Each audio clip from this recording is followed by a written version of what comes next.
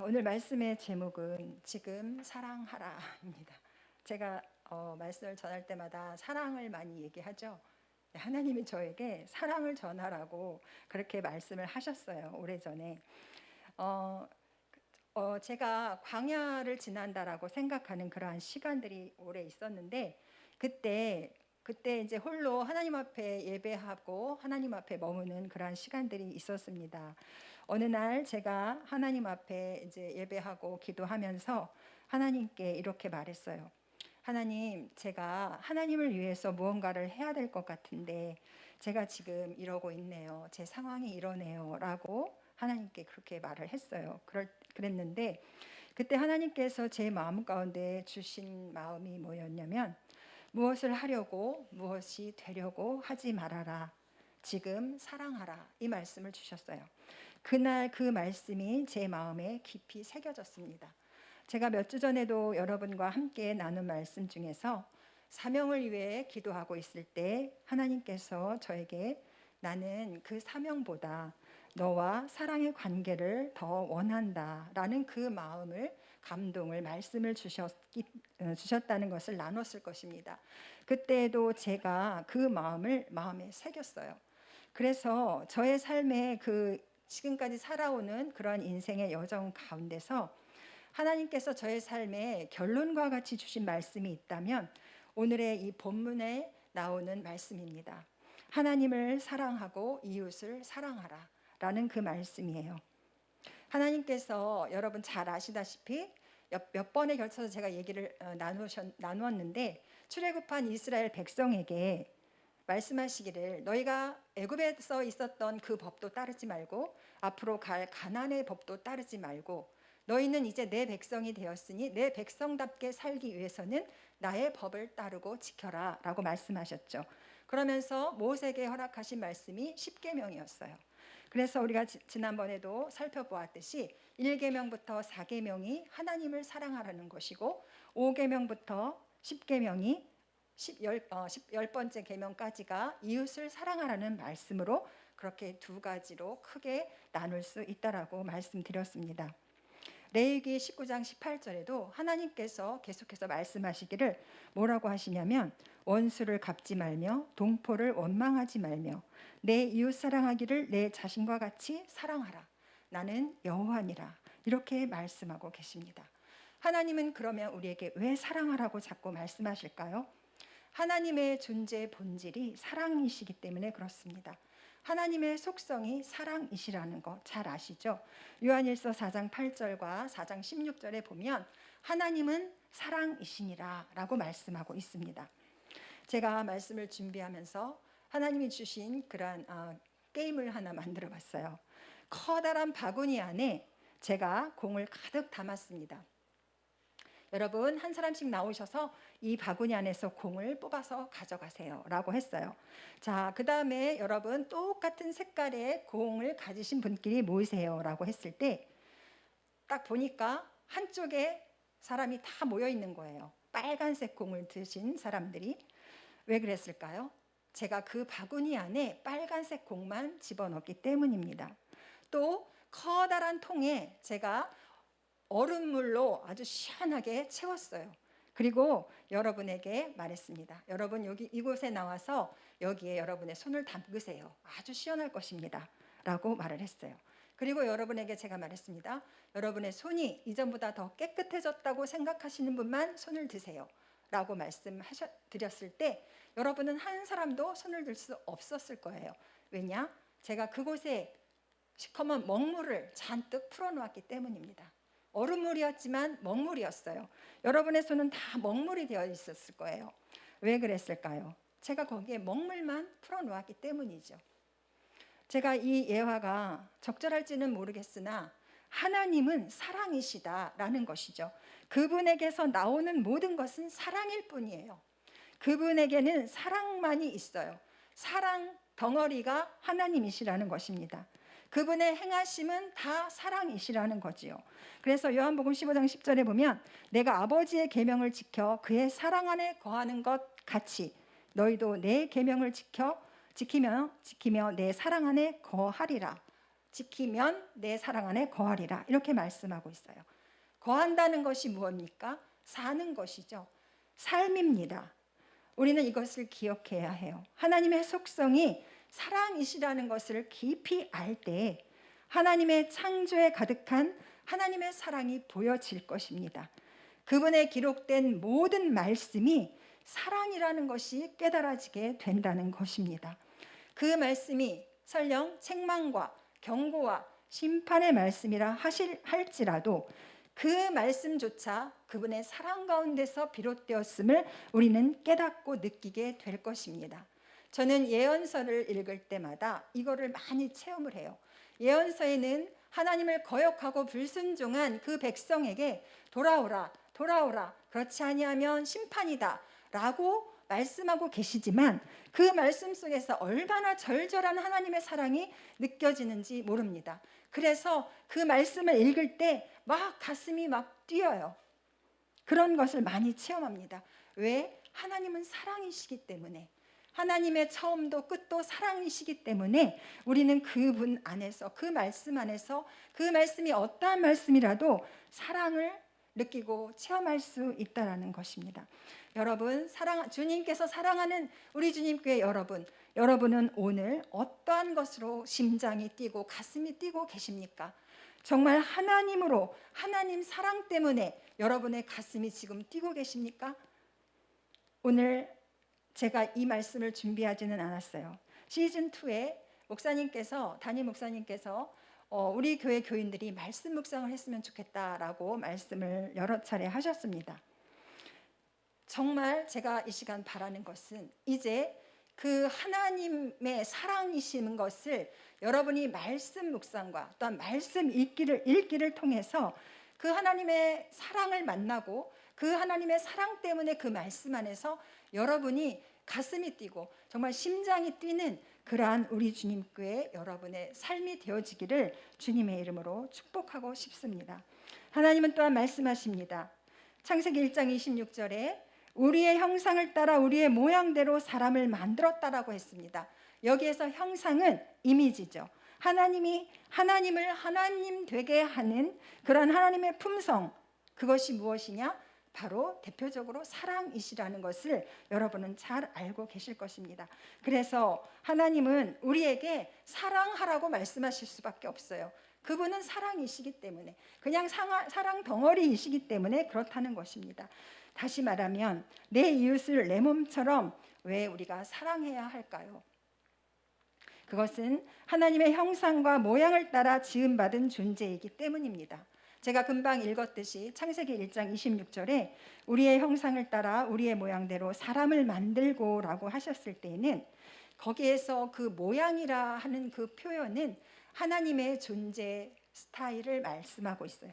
존재 양식, 하나님이 어떻게 존재하는가, 하나님의 모양은 어떤 모양이신가, 그것을 볼 때 우리라고 표현하고 계시거든요. 그러니까 단수가 아니라 복수죠. 그러면 이 하나님의 우리라는 표현을 우리가 어디서 살펴볼 수 있느냐? 삼위일체 하나님에서 그 모습을 좀 더 자세히 살펴볼 수가 있어요. 삼위일체 하나님은 한 분 안에 세 위격으로 계신 그러한 하나님이에요. 그러니까 삼위를 지니셨는데, 세 개의 위를 지니셨는데 본질은 하나, 일체라는 것이에요. 그래서 구분은 되지만 나눌 수 없는 존재, 우리의 이성으로 잘 이해될 수 없는 부분입니다. 그럼에도 불구하고 하나님이 왜 이 말씀을 우리에게 하시느냐, 이것을 통해서 우리에게 하시고자 하시는 말씀이 있다는 거예요. 그것이 무엇이냐? 하나님은 성부, 성자, 성령, 하나님은 관계성으로 존재하신다는 것입니다. 홀로가 아니시라는 것입니다. 하나님은 관계하시고 사회성을 가지시고 계시는데 그거는 상호 관계하시면서 연합하고 보완하고 이러한 관계성으로 계신 분이 성부, 성자, 성령, 삼위일체 하나님이시라는 것입니다.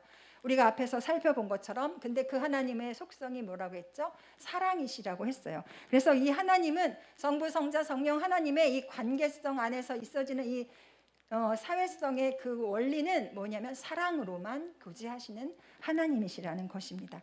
이것을 우리 인간 창조하실 때 우리의 모양을 따라, 그러니까 하나님의 모양을 따라 우리 인간을 창조하셨다는 것입니다. 여러분 창세기 2장 18절에 하나님께서 사람이 혼자 있는 것이 보기에 좋지 않다고 하셨어요. 그래서 내가 돕는 배필을 지으리라 하고 아담을 어떻게 했어요? 깊이 잠들게 하셨어요. 그리고 갈빗대를 뽑아서 누구를 만듭니까? 잘 알다시피 하와를 만들어요. 여기에서 하나님의 이 존재의 모양, 스타일을 볼 수가 있는 거예요. 왜냐? 하나님은 또 다른 흙을 가지고 하와를 만들지 않았다는 것이에요. 아담 만들고 또 다른 흙으로 하와를 만든 게 아니라 아담을 깊이 잠들게 하고 그 안에서 갈빗대를 취해서 하와를 만들었다는 것이에요. 이것이 하나님의 모양대로 형상대로 만든 인간 창조의 원리입니다. 그래서 아담에게로 이제 하나님께서 하와를 데려오셨을 때 그의 고백이 무엇이었죠? 잘 알잖아요. 이는 내 뼈 중에 뼈요 살 중에 살이다. 이렇게 고백을 하잖아요. 그러니까 이게 뭐냐? 딱 봤는데 제 안에 내 뼈가 있네. 제 안에 내 살이 있어. 쟤 나랑 똑같네. 쟤 나야. 라는 그러한 고백인 거예요. 그러니까 이게 하나님의 원리예요. 따로따로가 아니라는 거죠. 하와는 아담 안에서 나왔어요. 그러나 둘이 따로 구분이 되지만 본질은 하나였다는 것이에요. 이게 하나님께서 우리 인간 안에 주신 관계 원리예요. 그렇기 때문에 우리가 누군가를 바라볼 때 나처럼 여기라는 거예요. 부족함을 바라볼 때도 나처럼 여기고, 그래, 저 모습이 내 모습이지. 그래, 내 모습이 저 모습이야. 저 모습이 내 모습이야. 이런 고백 여러분 안 하시나요? 저는 많이 했어요. 그리고 많이 들었어요. 결혼하면 많이 듣게 돼요, 여러분. 그것입니다. 우리가 상대방을 볼 때 왜 저래? 왜 저러지? 이게 아니라 그래, 저 모습이 내 모습이야. 그래, 내가 저러고 있지. 라는 이러한 고백을 할 수 있는 것이 하나님께서 우리 안에 주신 그 관계의 원리이기 때문에 그렇습니다. 그러면서 우리는 그 관계 속에 어떻게 하라고? 사랑으로 관계하라고.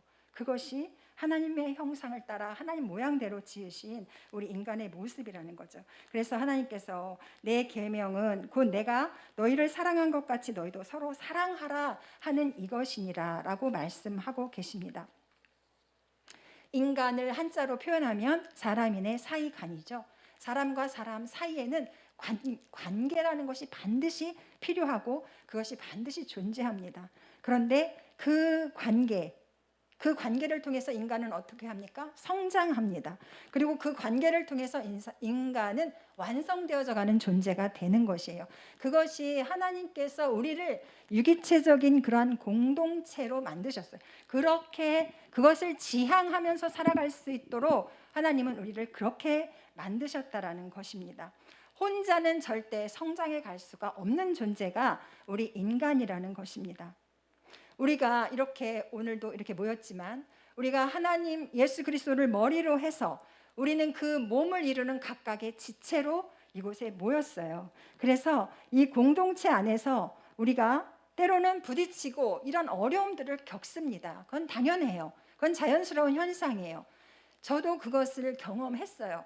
이게 제가 아까 말씀드린 것처럼 살아가는 여정 속에서 주님이 저에게 그때그때 작은 깨달음이지만 아주 귀하게 주신 것들은 이렇게 생생하게 제가 기억을 해요. 어느 날 제가 버스를 타고 이제 교회를 가고 있었어요. 제가 창밖을 응시하고 있었지만 제 마음은 주님과 대화를 하고 있었습니다. 제가 하나님께 말했어요. 하나님, 너무 상처가 많고 아픔이 많고 저 그런 곳에는 가고 싶지 않아요. 라고 하면서 정말 가기 싫어요. 저 너무 아프거든요. 이렇게 하나님께 이제 말을 하고 있었어요. 그런데 하나님께서는 그러면서 제가 그랬죠. 하나님, 저는 하나님 앞에 사람들한테 상처를 받으면 자꾸 우리가 하나님께로 가려고 하는 그런 마음이 있잖아요. 왜냐? 하나님 앞에 가면 은혜가 있고 위로가 있고 기쁨이 있고 평안이 있어요.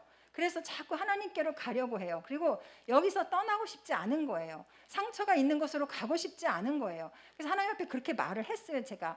그랬더니 하나님께서 말씀하시기를 그들에게로 가라라는 것이에요. 세상으로 가라. 상처와 아픔을 주는 곳으로 가라라고 말씀하고 계셨어요.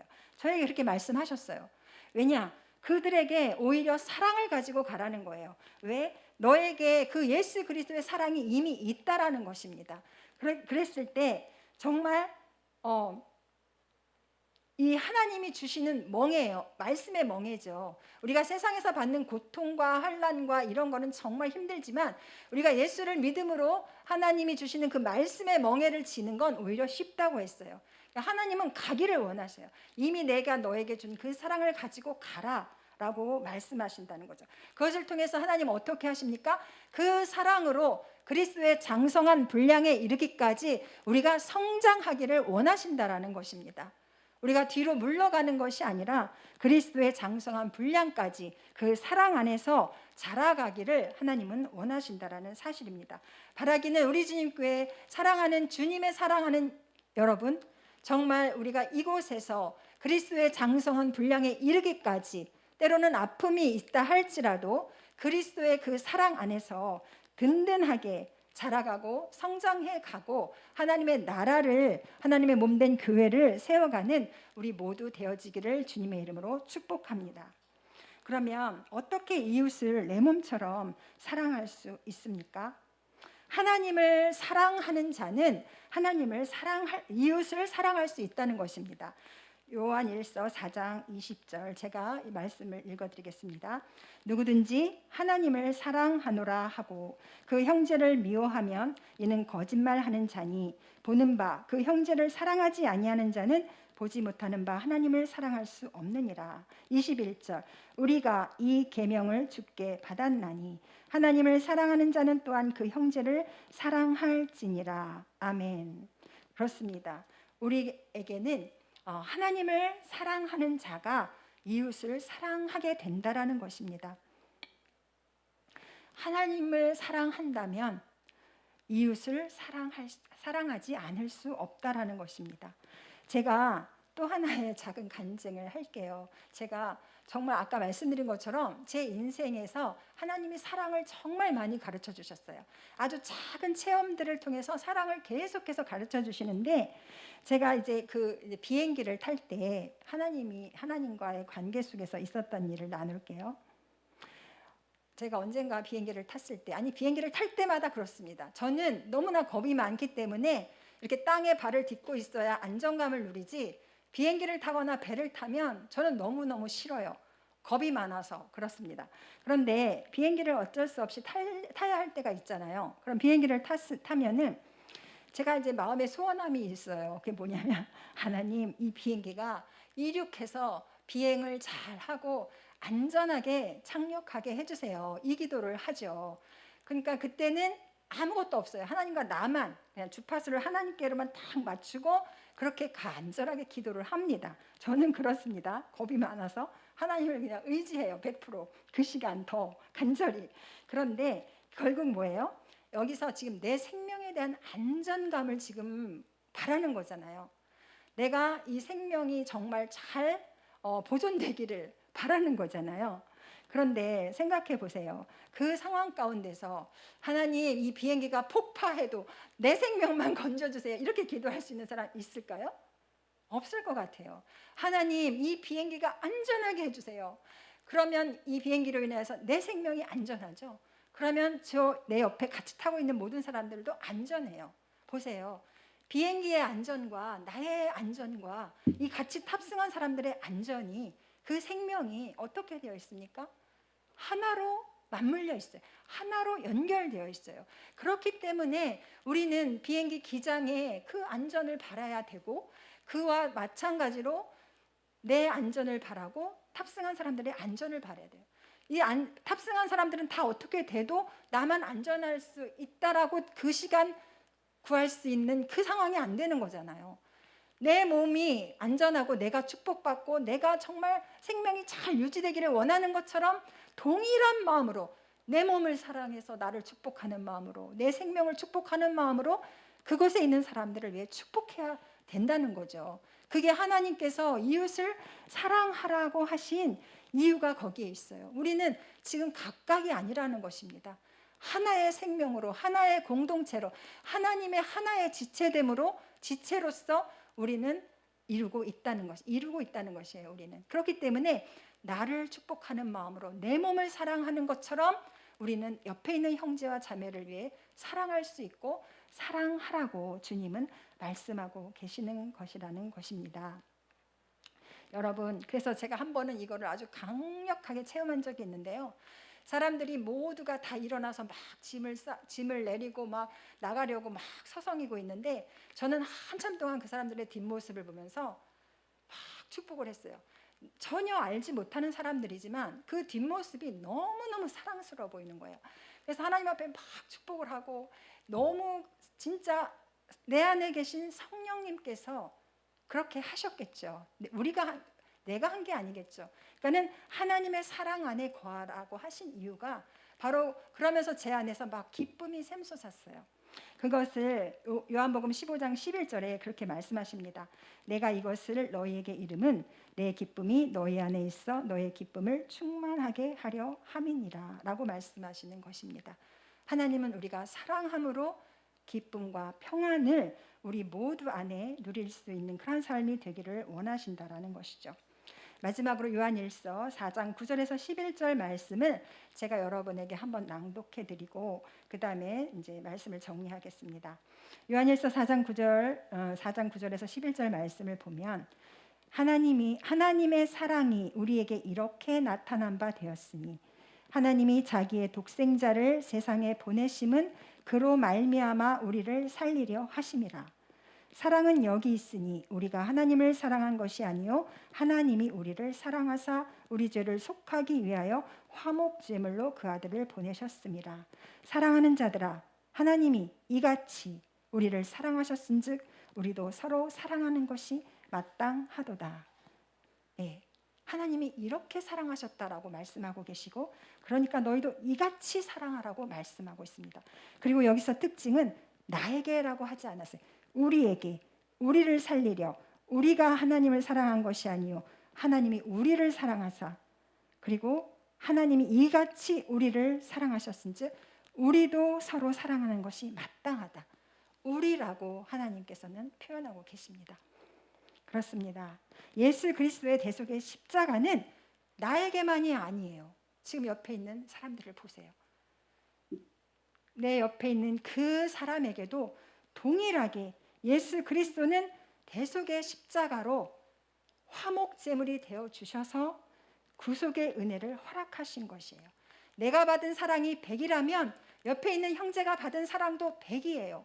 하나님은 그렇게 사랑하셔요. 이처럼 사랑하셨어요. 그런데 하나님이 이처럼 사랑하신 그 사람을 내가 하나님을 사랑한다고 하면서 그 100% 사랑을 받았기 때문에 내가 하나님을 사랑한다고 하면서 어떻게 그 100%의 사랑을 받은 사람, 하나님이 그 100%의 사랑을 가지고 사랑하는 그 사람, 나와 동일한 가치로 사랑하는 그 사람, 동일한 대가를 지불해서 대속하신 그 사람, 어떻게 우리가 귀하게 여기지 않고 어떻게 우리가 사랑하지 않을 수 있겠습니까?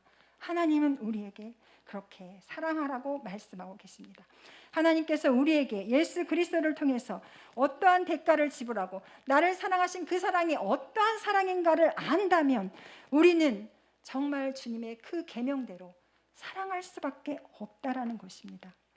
예수 그리스도께서 십자가의 죽으심은 화목 제물이 되셔서 하나님과 인간 사이를 화목하게 하셨고 동시에 사람과 사람 사이를 화목하게 하신 것이라고 말씀하고 있습니다. 서두에 제가 여러분과 나눴던 거, 무엇이 되려고 하지 말고 무엇을 하려고 하지 말고 지금 사랑하라 라고 말씀하셨다라는 그 말씀은 아무것도 하지 마가 아니라는 것이에요. 본질이신 하나님을 구하고 그 사랑하신 하나님으로 삶을 살라는 것입니다. 그러할 때 그 가장 큰 계명을 이룰 때 하나님의 사랑이 이루어질 때 그리스도의 제자가 된다라고 성경은 말씀하고 있습니다. 여러분, 지금 사랑하고 있나요? 정말 하나님을 사랑하고 계십니까? 그 하나님 때문에 정말 가슴이 뛰십니까? 그렇다면 여러분 지금 사랑하십시오. 여러분의 이웃을, 내 옆에 있는 형제를, 자매를, 그리고 우리를 사랑하며 살 수 있기를 바랍니다. 이것이 가장 큰 계명이라고 말씀하고 있습니다. 예수 그리스도의